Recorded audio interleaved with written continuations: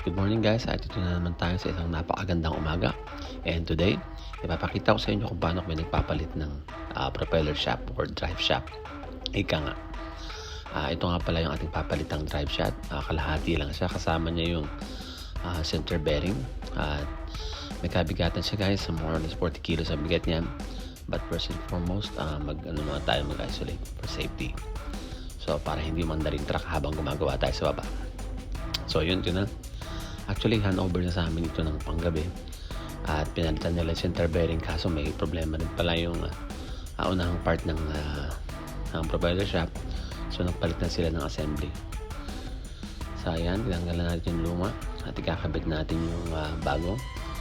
Madali lang naman siya ikabit, kaso nga lang may kabigatan. So meron lang siyang 4 na tornilyo magkabilang dulo ng propeller.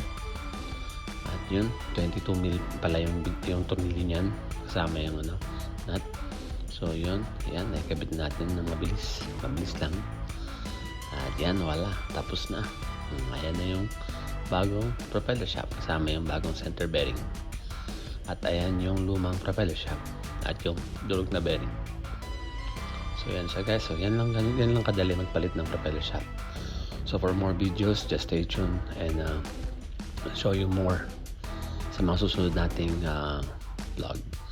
So thank you for watching. See you. Bye.